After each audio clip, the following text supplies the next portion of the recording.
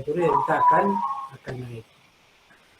Jadi kalau harganya turun, maka untuk barang itu akan banyak yang minta. Dan kalau harganya naik, baiknya ya harganya akan turun yang diminta. Karena berlakunya hukum permintaan itu. Bila harga naik, minta akan turun. Bila harga turun, minta akan naik. Selain itu, belum kan ini ya, menjelaskan kan belum kan? Belum. Okay. Setelah itu yang pengaruhnya adalah harga barang lain yang mempunyai kaitan atau hubungan dengan barang tersebut. Nah, yang punya kaitan itu ada yang namanya barang substitusi, ada yang barang komplementer, dan ada barang lain yang tidak punya hubungan sebenarnya juga bisa mempengaruhi. Ya. Barang yang tidak punya hubungan juga bisa mempengaruhi ke barang lain. Nah, kalau yang saling menggantikan itu misalnya apa? Misalnya kalau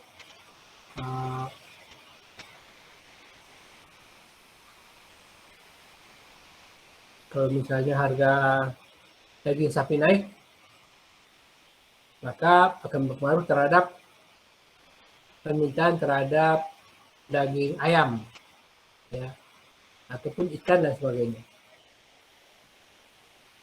Jadi kalau harga daging sapi naik, orang akan banyak membeli ayam, permintaan ayamnya akan naik. Dan akan berkurang membeli daging sapi, karena daging sapinya harganya jadi mahal. Karena itu adalah barang penggantinya. Jadi hubungan itu ada 3 macam.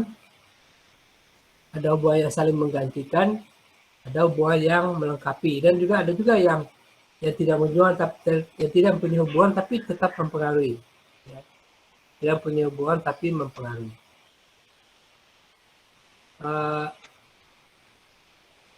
Ada lagi yang saling melengkapi. Kalau barang pelengkap itu harga apa?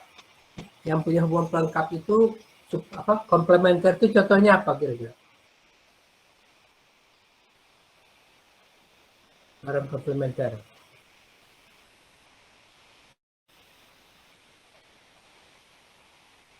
Contohnya kira-kira ada yang tahu?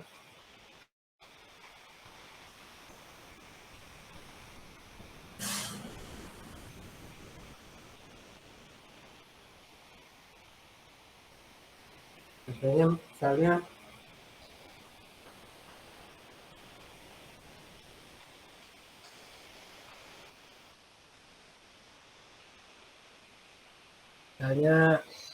motor dengan bensin, ya, itu saling melengkapi. Motor nggak ada gunanya kalau nggak ada bensinnya. Bensin ada gunanya kalau nggak ada motornya. Ada, kalau itu nggak ada gitu.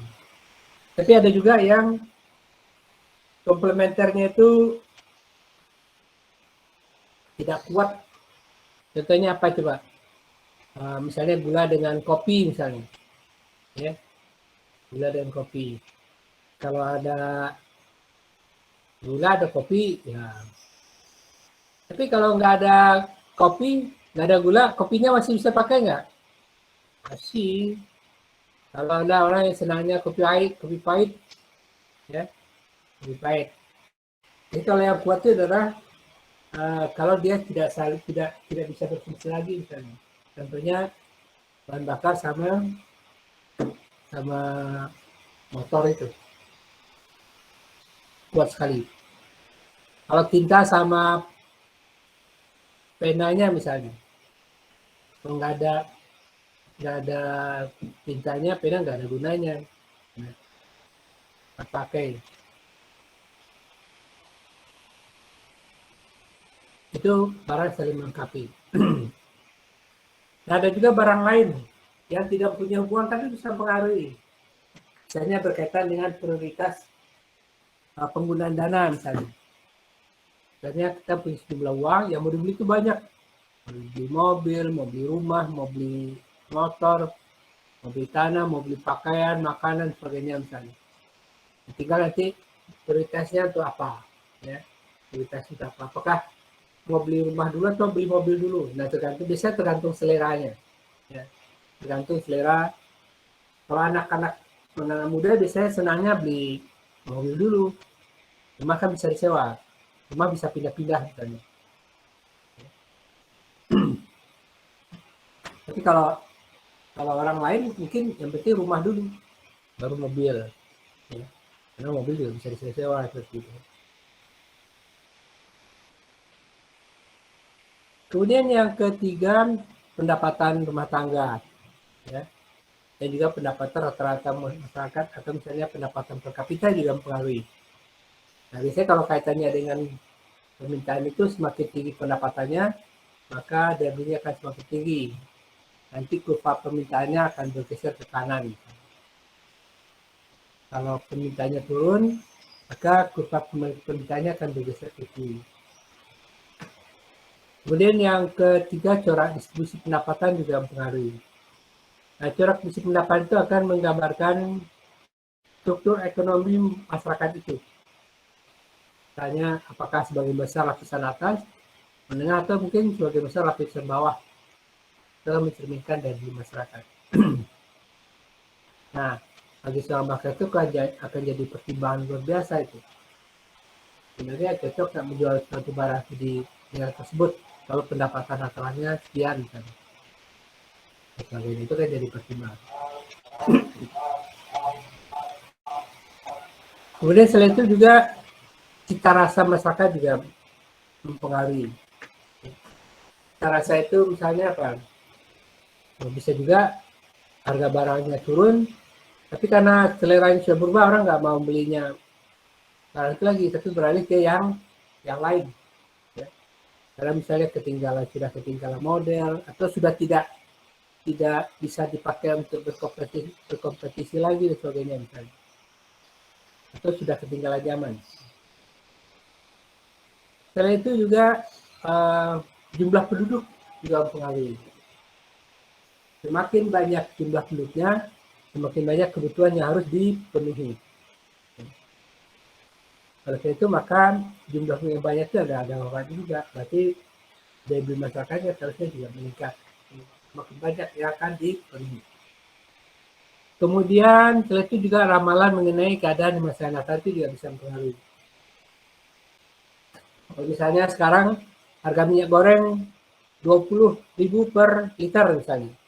Nah, kalau ada pengumuman pemerintah, ya, misalnya pemerintah hari ini mengumumkan misalnya, ya, hari ini pemerintah mengumumkan besok harga minyak goreng hanya boleh Rp10.000 misalnya. Apa yang akan kita lakukan? Apa yang kalian lakukan kalau seperti itu? Minyak gorengnya sekarang atau besok? Kalau besoknya turun ya Pak? Iya. Belinya sekarang atau besok? Beli besok, Pak. Di besok, ya. Karena di besok, maka itu mengenai ramalan di masa yang akan datang. Ramalan ya, bukan ramalah, ramalan. Ramalan keadaan di masa yang akan datang. Besok. Jadi kalau sekarang harga minyak goreng itu 10.000, besok akan naik menjadi 20.000 misalnya. Apa yang dilakukan hari ini? Ini yang banyak. Kalau bisa boleh menimbun. Nah, ditimbun itu beli barangnya.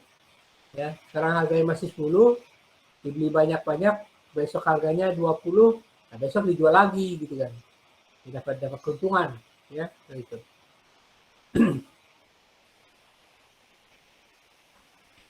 Kalau boleh kan boleh timbun. Kalau diizinkan boleh menimbun, nah nimbun. Ya, kalau diizinkan. Itulah mengenai amalan mengenai keadaan di masa yang akan datang. Jadi mempengaruhi permintaan dan permintaan. Nah, yang lainnya adalah frekuensi pembelian juga bisa mempengaruhi. Semakin sering belinya berarti semakin banyak kebutuhannya. Yang frekuensi yang banyak itu apa coba? Kebutuhan pokok yang setiap hari dibeli. Beras, tempe, tahu, ikan, ayam, setiap hari dibeli. Ya, aku terus itu. Maka itu maka frekuensi juga akan semakin banyak.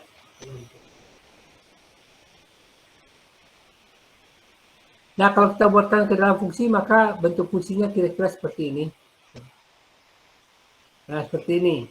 X sama dengan fungsi PX, harga barang itu sendiri, PY harga barang lain, PZ barang komplementer, M pendapatan, S selera, mungkin apa yang lainnya jumlah penduduk dan sebagainya misalnya. Kalau kita buatkan fungsi seperti ini. Tentunya banyak sekali. Nah, oleh karena itu maka kalau dibuatkan kurvanya, kurva itu hanya mampu menampung dua variabel, yaitu karena sumbu kurva itu hanya dua, vertikal dan horizontal. Berarti hanya mampu menampung dua variabel, itu harga dan jumlah yang diminta. Nah, sehingga biasanya fungsinya itu adalah misalnya P sama dengan 100 min 5P, ya. 100 min 5P misalnya. Kalau itu hukum permintaan. Kalau hukum permintaan itu swapnya negatif min 5P. Min 5 itu adalah swapnya. Kalau hukum penawaran fungsinya swapnya positif. Ya. Sebenarnya 100 plus 5P. Gitu. Ya. Kira-kira begitu. Jadi bentuk kurvanya seperti ini, bergerak dari kiri atas ke bawah. Nah, ini bentuknya slope-nya negatif, ya. Slope-nya bentuknya negatif.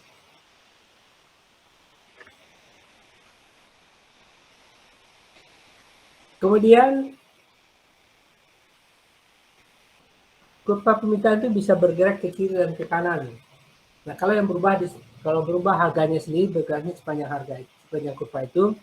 Tapi kalau berubahnya faktor lain, maka bergeraknya ke kiri dan kanan. Misalnya kalau pendapatan naik, maka kurva permintaan bergeser dari D1 ke D2. Kalau pendapatan turun, bergeser dari D1 ke D3. Ya, D1 ke D3. Kemudian, berikutnya adalah teori penawaran. Kurva penawaran. Nah, hukum penawaran itu mengatakan makin tinggi harga suatu barang, makin banyak jumlah barang yang ditawarkan. Makin rendah harga satu barang, maka makin sedikit jumlah barang yang ditawarkan.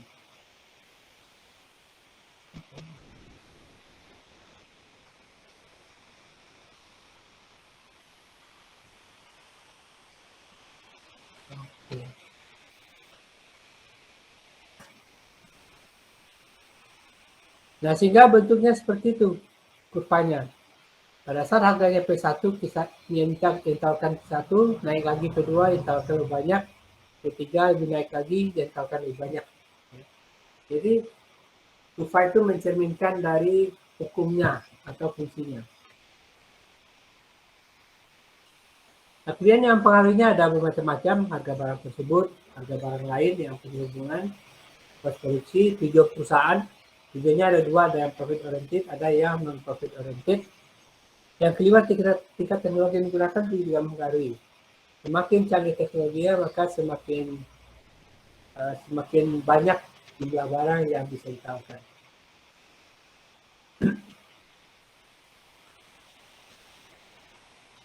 Nah, kemudian kalau kedua fungsi tersebut, kedua kurva itu kita buatkan dalam sebuah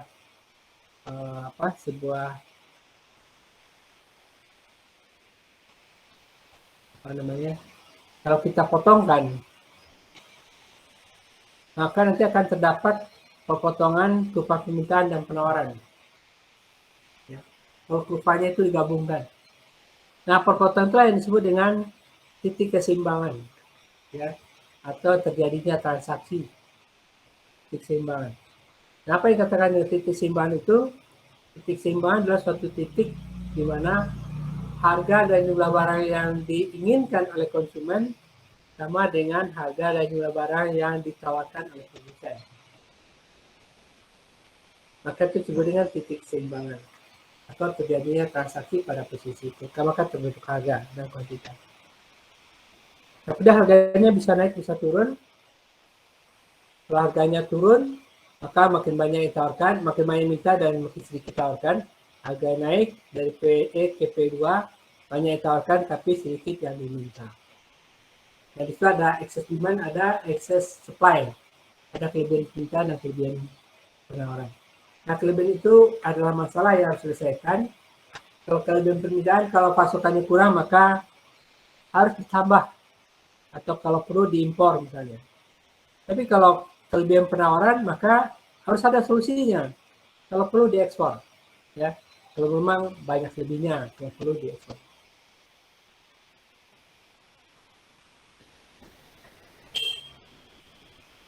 Nah, kemudian titik simpan itu bisa bergeser kalau kurva permintaannya bergeser dan juga kalau kurva penawarannya bergeser. Dan misalnya pendapatan naik, maka kurva permintaannya bergeser dari D ke D1. Titik simpan berpindah dari E ke E1. Kemudian itu juga kurva penawaran bisa bergeser ke atas, ke kiri, dan ke kanan. Misalnya kurva penawaran bergeser dari E1 ke S2, maka simpan pindah dari E1 ke E2.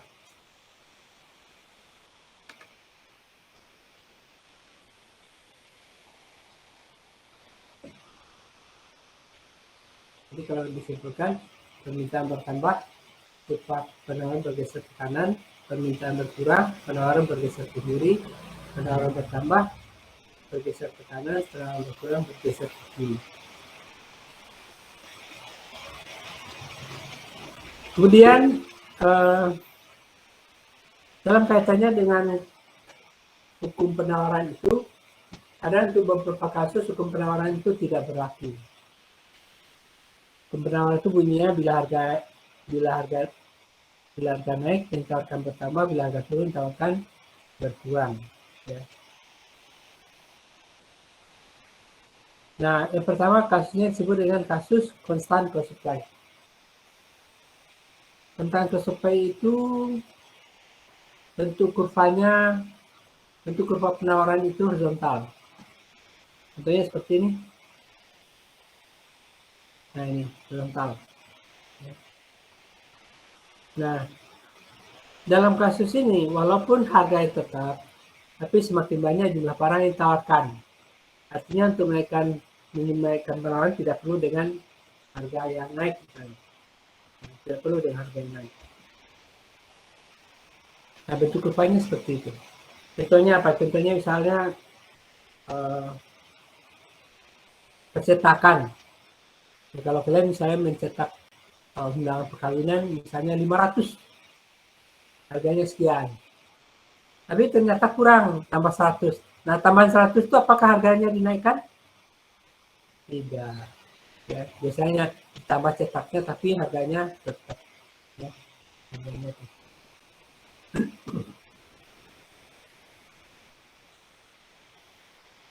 Maka itu disebut dengan constant cost supply. Dan berikutnya adalah kurva penawaran inelastis sempurna.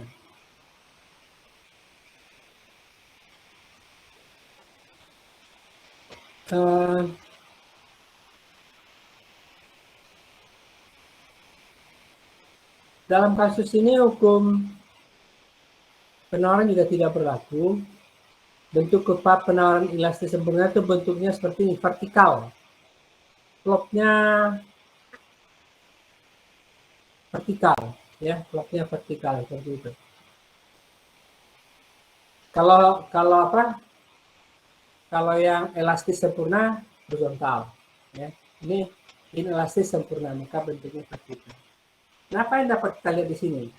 Ya. Walaupun harganya naik, tapi jumlah yang ditawarkan tidak bertambah. Ya. Walaupun harganya naik, tapi jumlah yang ditawarkan tidak bertambah. Karena kalau hukum penawaran, semakin tinggi harga, semakin banyak yang ditawarkan. Oleh itu dalam kasus ini juga hukum penawaran tidak berlaku. Ya. Kenapa? Karena harganya naik, tapi kan jumlah yang ditawarkan tidak bertambah. Contohnya apa? Contohnya misalnya kalau di Jalan Margonda itu harga tanahnya naik, misalnya tadinya 6 juta jadi 12 juta misalnya. Mungkin lebih dari itu ya sekarang. Nah, apakah luas tanah di Margonda itu bisa ditambah? Luas tanahnya bisa ditambah? Nggak bisa ditambah. Ya. Mungkin menambah luasnya. Tapi harganya naik. Ya, maka dalam kasus ini hukum penawaran tidak berlaku. Kemudian yang ketiga disebut dengan kasus backward bending supply. Backward bending supply. Nah, kalau kita perhatikan, bentuk kurva penawarannya itu mula-mula shocknya positif, kemudian negatif, berpindah negatif. Nah, apa yang dapat kita lihat di sini? Di sini ada P1, ini Q1, harusnya ini Q1, ini P2, ini Q2. Ada yang salah. Untuk ABT2C bukunya sudah dapat? Belum ya? Belum. Nah, dalam kasus ini dapat terlihat, pada saat harganya P1 yang ditawarkan Q1, pada saat P2 harganya ditawarkan Q2. Pada saat harga naik, ditawarkan berkurang, bukan bertambah. Padahal hukumnya katakan, kalau harga naik yang ditawarkan bertambah. Oleh itu, maka dalam kasus ini juga hukum penawaran tidak berlaku. Contoh kasusnya apa? Misalnya apa? Jam kerja lembur, ya. Karena tidak semua orang mau kerja lembur. Tidak semua orang mau kerja lembur. Jadi walaupun naik pendapatannya dengan lembur itu, tapi orang tidak mau memanfaatkannya misalnya. Kemudian yang keempat, decreasing cost supply. Yaitu sebabnya seperti ini, negatif. Turun dari atas ke kanan bawah. Nah, ini adalah kurva permintaannya D1, D2, ini penawaran. Nah, dalam kasus ini, pada saat harganya P1 yang P1 ya, P1 yang ditawarkan Q1, pada saat harga yang turun ditawarkan Q2. Harga yang turun lebih murah, bukannya berkurang, tapi malah bertambah. Nah, itu maka dalam kasus ini hukum penawaran tidak berlaku. Contohnya apa? Contohnya misalnya usaha pengeboran minyak. Yang pengeboran minyak itu yang mahal minyak kan hanya pada saat pencarian sumber minyak ya. Kalau sudah dapat biasanya kalau sekali produksi bersamanya semakin banyak produksinya, kos produksinya semakin rendah. Kos produksinya semakin rendah.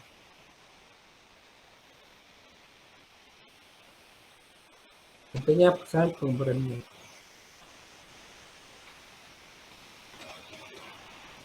Ada pertanyaan sampai di sini? Tidak ada? Oke, kalau tidak kita teruskan lagi.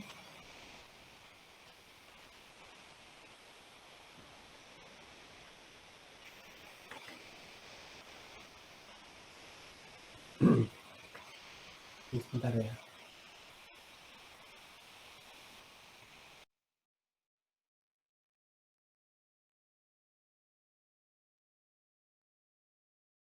Ya. Jadi untuk yang tadi ada 4 kasus di mana hukum penawaran tidak berlaku. Ada yang disebut dengan constant cost supply, berupa penawaran inelastis sempurna, backward bending supply, decreasing cost supply. Nanti ada juga itu hukum permintaan yang tidak berlaku juga ada. Ya. Ada hukum permintaan yang tidak berlaku. Kalau hukum permintaan itu contohnya apa ya? Barang antik, ya. Barang antik itu karena hukum permintaan itu bunyinya bila harga naik yang diminta turun, bila harga turun yang minta ada, bila harga turun minta naik misalnya. Hukum permintaan. Ada untuk barang tertentu, contohnya barang antik, ya. Barang antik semakin mahal semakin banyak peminatnya, ya, barang antik seperti itu. Atau barang-barang spekulasi, ya, itu juga demikian. Nah, sekarang kita teruskan dengan teori elastisitas, ya, elastisitas permintaan. Sebenarnya teori ini biasanya di matematik dibahas, ya. Untuk ekonomi itu semua topik ekonomi bisa dibentukkan ke matematis, ya. Bisa dibuatkan mantuk matematisnya, pendekatan matematisnya. Nah, ada teori elastisitas. Saya pernah dapat loh waktu matematik. Sudah ya, sudah. Teori elastisitas. Ya. Rumusnya elastisitas itu apa? Elastisitas harga ada dua, ada elastistik, ada elastisitas poin, ya ada elastisitas busur, ya. Rumusnya itu elastisitas harga sama dengan delta Q per delta P kali P per Q misalnya. Kita bisa juga dengan cara lain. Nah, kemudian hukum permintaan itu ini adalah bila harga naik, ya minta akan turun, bila harga turun, minta akan naik. Nah, dari hukum tersebut, nah, kalau misalnya kita menaikkan harga semua barang harganya naikkan 1% misalnya, ya, semua barang naikkan harganya 1%. Pertanyaannya adalah, kalau harga satu barang naikkan 1%, apakah penurunan permintaannya satu sama lain kira-kira sama nggak? Ya, karena kalau harga naik, ya minta akan turun. Apakah dengan naiknya harga 1% itu penurunan permintaannya antara satu barang yang lain sama atau tidak?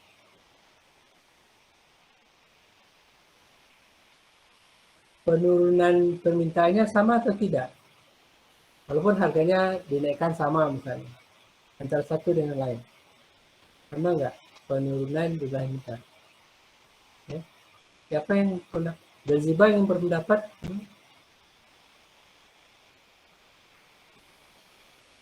Sama atau tidak penurunannya? Enggak sama, Pak. Nggak sama. Kenapa nggak sama Zanzibar?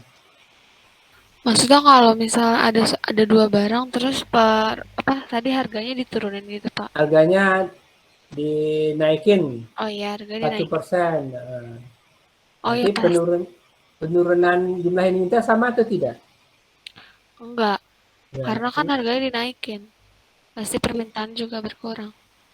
iya, harganya naikin 1%, sama-sama barang A, barang B, barang C, semuanya sama-sama naikin. Ya. Nah, kalau harganya naik kan jumlah yang minta akan turun. Nah, Iya. pertanyaannya penurunannya. Kan harganya turun, kan ada penurunannya. A akan turun sekian, B turun sekian. Nah, penurunan jumlah yang diminta itu sama nggak kira-kira antara satu dengan yang lain? Kalau menurut saya pasti bakal berbeda, Pak. Nah, bakal berbeda. Kenapa kira-kira? Berbedanya kenapa juga?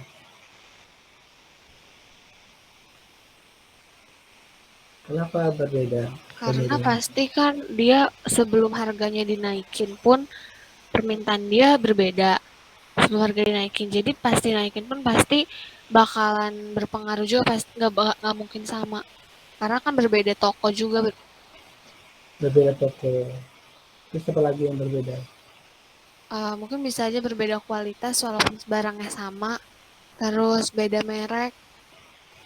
Oh, beda barangnya, anggap aja barangnya tidak sama misalnya. Ya.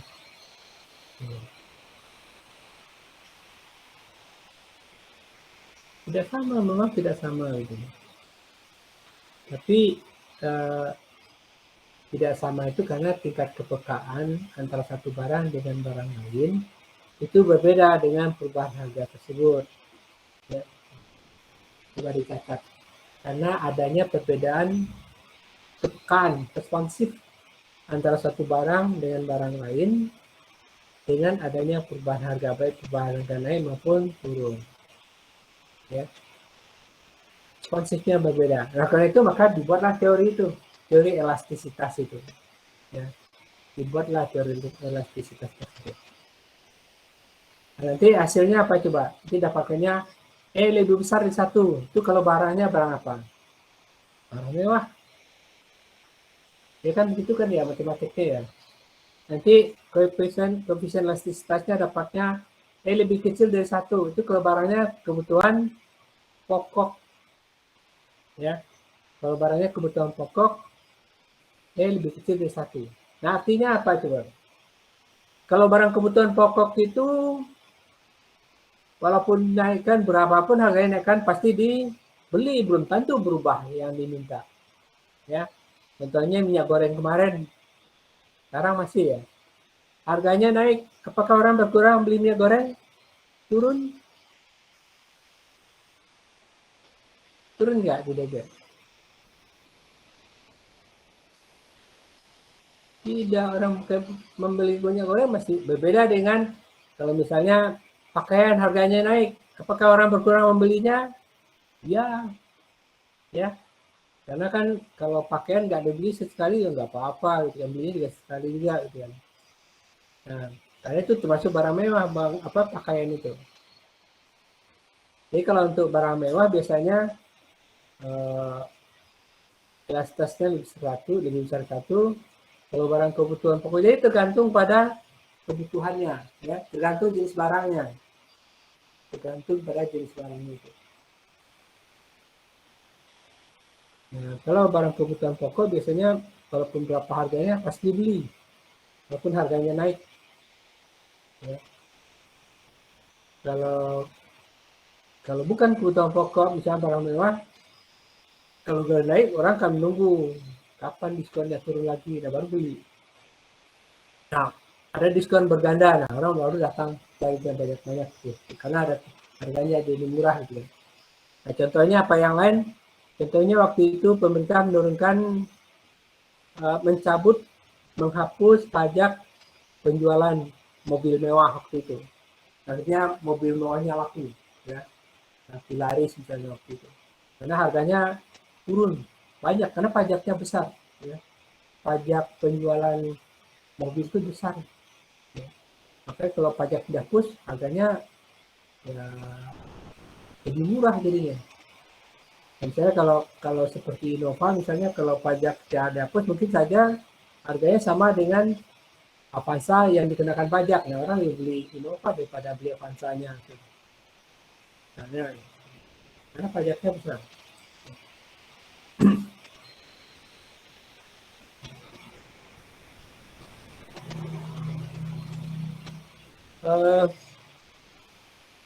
Ya, kemudian dibuatlah teori elastisitas itu untuk mengukur tingkat responsif perubahan barang meningkat terhadap perubahan harga, baik turun maupun naik. Nah, kemudian yang paling banyak memanfaatkan teori ini siapa coba?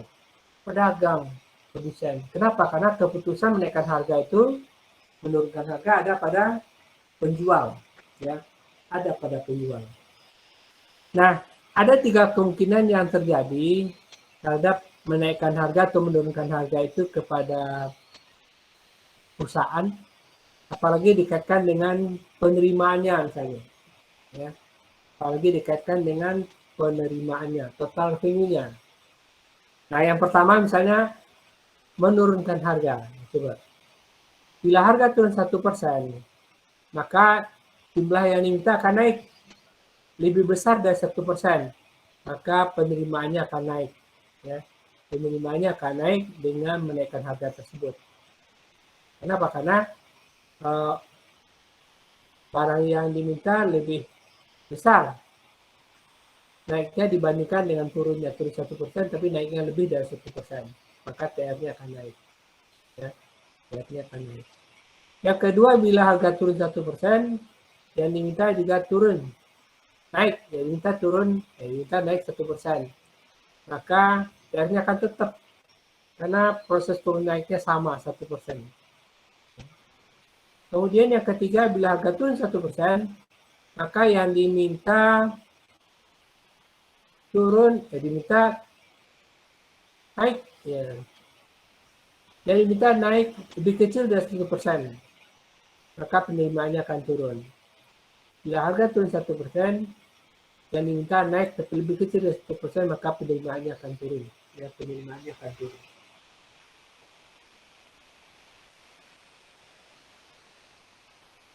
Nah, kemudian itu juga dengan menaikkan harga. Nah, ini misalnya kalau menaikkan harga, ya. Bila harga naik 1%, nah kalau harga naik kan yang diminta akan turun. Ya. Bila harga naik 1%, yang diminta turun. Misalnya lebih besar dari 1%, maka TR-nya akan turun. Ya, TR-nya akan turun. Kenapa? Karena turunnya lebih besar bandingkan dengan naiknya, naik 1%, tapi turunnya lebih besar dari 1%, maka penerimaannya turun. Nah, kalau yang kedua, bila naik 1%, turun 1%, maka TR-nya tetap. Yang ketiga, Bila harganya naik 1%, yang diminta turun lebih kecil dari 1%, maka penerimaannya akan naik. Karena naiknya lebih besar bandingkan dengan turunnya. Naiknya 1%, turunnya lebih kecil dari 1%. Maka penerimaannya akan naik. Penerimaannya akan naik. Nah, kalau demikian, kalau ada pertanyaan misalnya, ya, kalau ada pertanyaan kepada kalian nanti suatu saat jadi mengambil keputusan di perusahaan misalnya, dengan tujuan untuk meningkatkan total penerimaan perusahaan, total revenue. Nah, sebaiknya menaikkan harga atau menurunkan harga. Kalau misalnya kepada kalian diminta mengambil keputusan, ya, untuk tujuan menaikkan penerimaan total revenue, sebaiknya keputusan itu menurunkan harga atau menaikkan harga.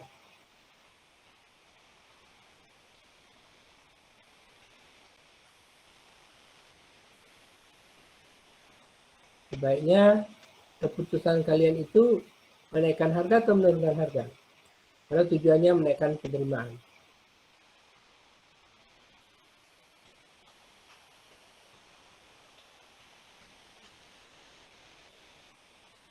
Siapa yang ingin berpendapat? Coba. Silakan kalau ada yang ingin berpendapat. Pertanyaannya, kalau kepada kalian diberikan kesempatan untuk mengambil keputusan, ya, mengambil keputusan yang tujuannya untuk meningkatkan pendapatan atau total revenue. Nah, pertanyaannya, apakah putusannya menaikkan harga atau menurunkan harga? Menurunkan harga, Pak. Kenapa menurunkan harga? Karena kan dia pengen pendapatannya lebih besar. Berarti kan harus meningkatkan permintaan. Gimana cara meningkatkan permintaan? Berarti kan harus menjual harga serendah, misalnya bukan harus menjual harga tuh menjual barang dengan harga semurah-murahnya gitu. Nanti kan kalau harganya turun, berarti kan permintaannya akan naik. Kalau permintaannya naik, keuntungannya pun akan bertambah dan berpengaruh ke pendapatan. Kenapa perusahaan penjual minyak goreng itu tidak dengan harga saja misalnya? Kenapa dia malah menaikkan harga juga?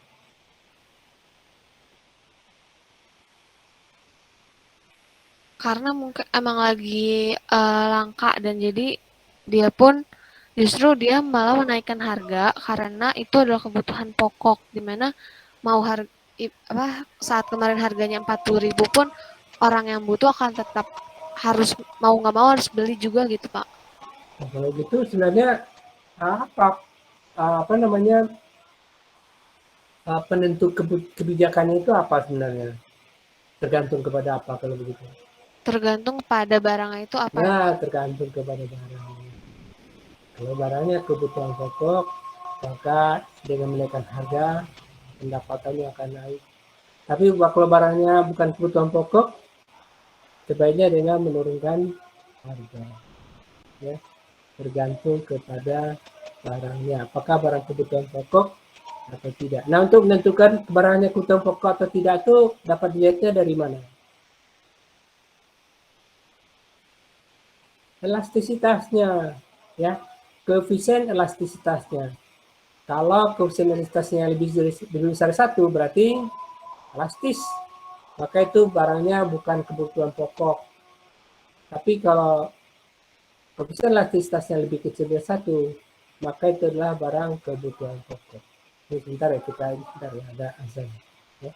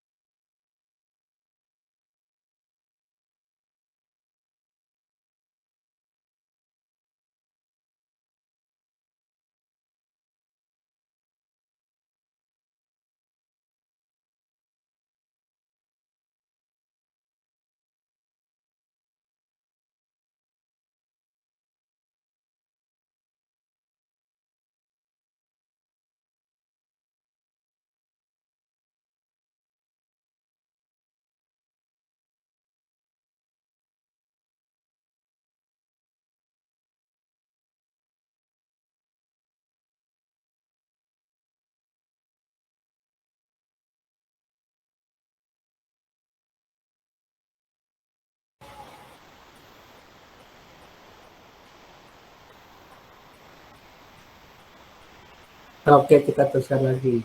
Ya, kita teruskan lagi. Eh,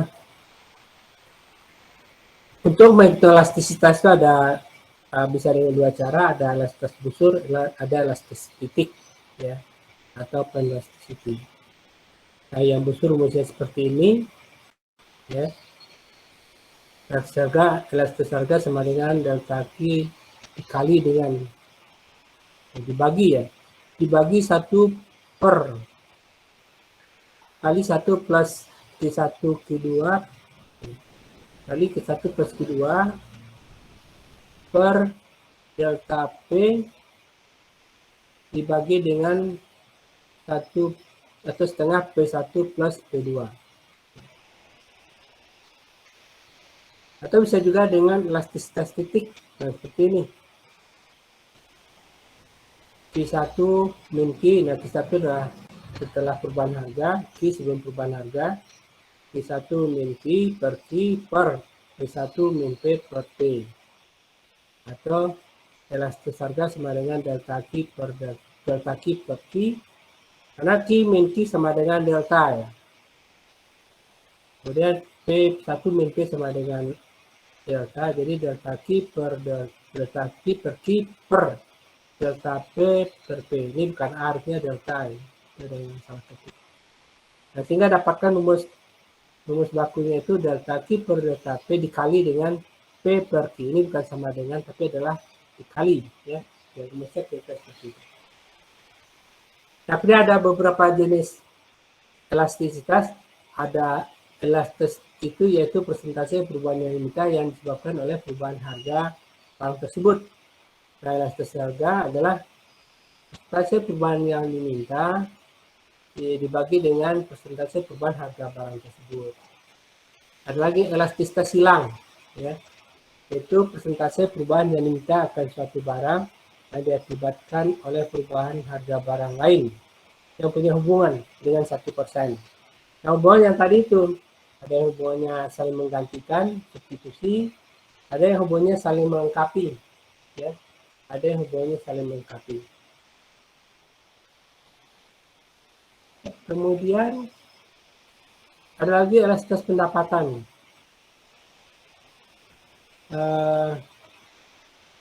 Pendapatan yaitu persentase perubahan permintaan akan suatu barang yang diakibatkan oleh kenaikan pendapatan atau income real ya, ini bukan volume real, income real dengan 1%.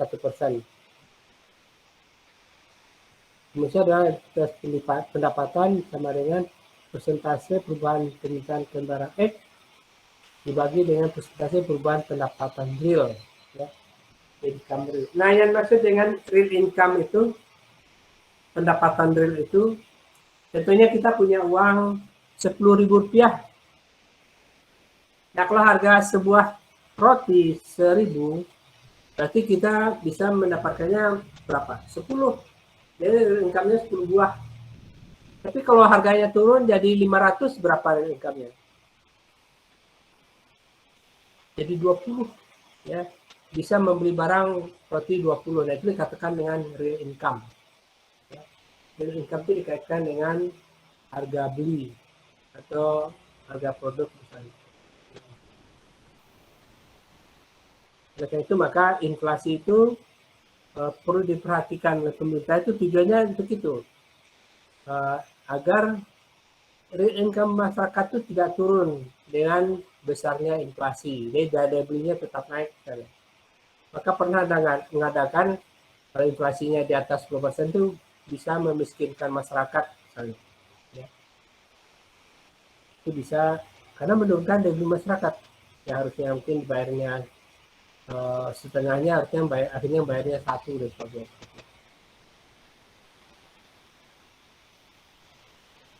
Nah, itulah tentang teori elastisitas.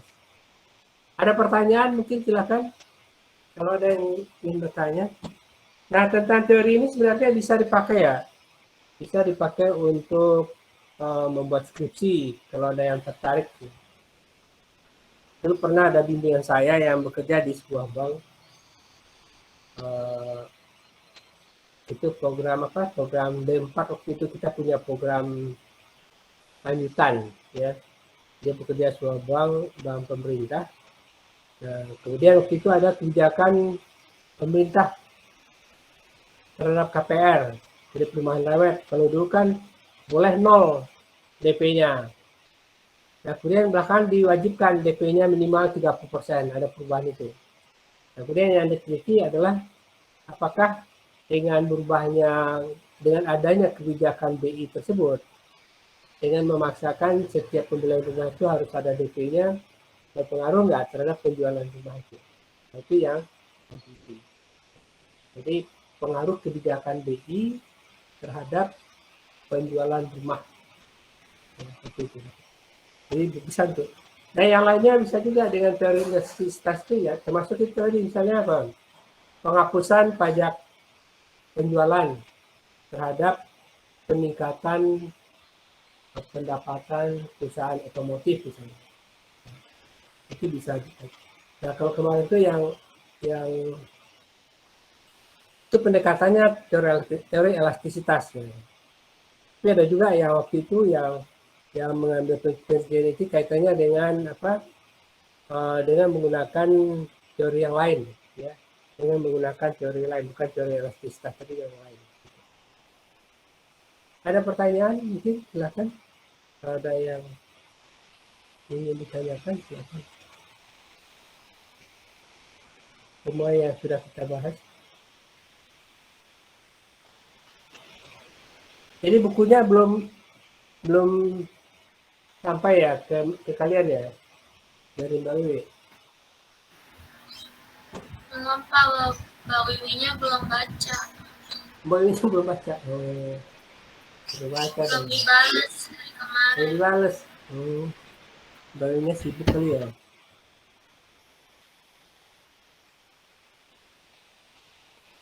Ya ada pertanyaannya silakan. Jadi kalau sudah ada bukunya kan nggak akan dapatnya, tinggal kalau ada yang salah ketik tinggal dilakukan. Tapi kalau catatan-catatan apa misalnya ada tambahan-tambahannya boleh catat. Karena kan yang namanya diktat kan bahasanya ringkas ya. Apalagi sinopsisnya. Sinopsis itu kan ringkasan. Makanya bahasanya ringkas, padat, tapi belum tentu jelas kalau kita tidak jelaskan misalnya. Itulah yang dikatakan dengan sinopsis. Bukunya tipis. Kalau kalian punya bukunya malah bagus malah. Bukunya tipis, bahasa ringkas, padat, tapi belum tentu jelas. Ada pertanyaan sampai sini? Ada, silakan. Kalau tidak, absennya ada diisi belum? Udah, Pak. Sudah ya. Sudah. Kalau sudah, hanya untuk hari ini cukup itu saja. Nanti kita teruskan dengan tentang pajak dan harga maksimum. Ya, kita lanjutkan besok. Besok udah Jumat. Jumat ya. Untuk ABT2C, ABT1B yang besok. ABT2B. Oke, kalau tidak ada pertanyaan hari ini, ya, saya rasa itu saja untuk hari ini. Kalau ada yang kurang jelas, boleh tanyakan lagi. Atas perhatiannya, terima kasih. Assalamualaikum warahmatullahi wabarakatuh.